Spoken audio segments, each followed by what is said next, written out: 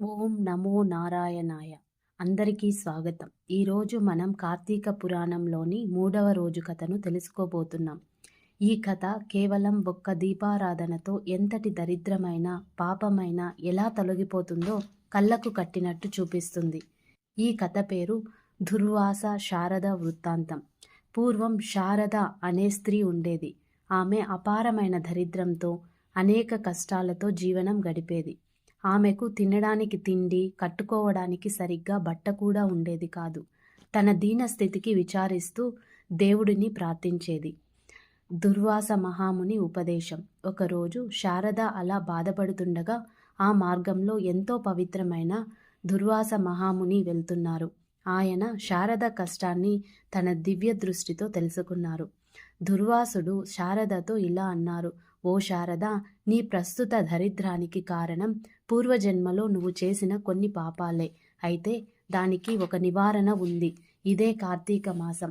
ఆయన ఇంకా ఎలా చెప్పారు: ఈ నెల రోజులు కేవలం శారీరక శుద్ధి మాత్రమే కాదు, నీ మనస్సును శుద్ధి చేసుకొని కనీసం ఒక్క దీపమైనా వెలిగించు. మనస్ఫూర్తిగా పెట్టిన ఒక్క దీపం కోటి పుణ్యాలకు సమానం. ముఖ్యంగా తులసి కోట దగ్గర కానీ, ఉసిరి చెట్టు కింద కానీ దీపం పెడితే విష్ణువు అనుగ్రహం లభిస్తుంది. శారద దీపారాధన. మహాముని ఉపదేశాన్ని విన్న శారద ఎలాగైనా కష్టాల నుంచి బయటపడాలని దృఢంగా సంకల్పించుకుంది.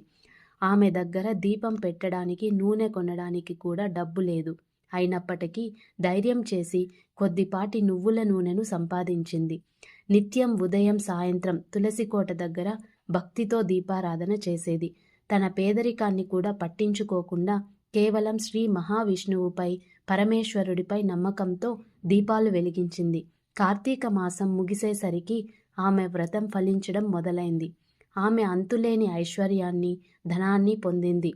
కేవలం ధనమే కాదు, ఆమె మనసుకు అపారమైన ప్రశాంతత లభించింది. దరిద్రం, పాపాలు పూర్తిగా తొలగిపోయి జీవిత చరమాంకంలో ఆమె మోక్షాన్ని కూడా పొందింది. చూశారుగా, కార్తీక పురాణం 3వ రోజు కథలోని సందేశం ఇదే. మీరు దీపం వెలిగించడానికి ఖరీదైన నూనెలు, పెద్ద ఆలయాలు అవసరం లేదు. కావాల్సిందల్లా నిష్కలమైన మనస్సు, పవిత్రమైన సంకల్పం. మీరు ఏ స్థితిలో ఉన్నా కార్తీకంలో దీపం పెట్టి ఈ కథ వింటే మీ కష్టాలు తీరడం ఖాయం. ఈ రోజు నుంచి మీరు దీపం పెట్టేటప్పుడు శారదను గుర్తు చేసుకోండి. మీరు ఈరోజు తెలుసుకున్న కథను మీ స్నేహితులకు, కుటుంబ సభ్యులకు షేర్ చేయండి. రేపటి 4వ రోజు కథతో మళ్ళీ కలుద్దాం. శుభం భవతు.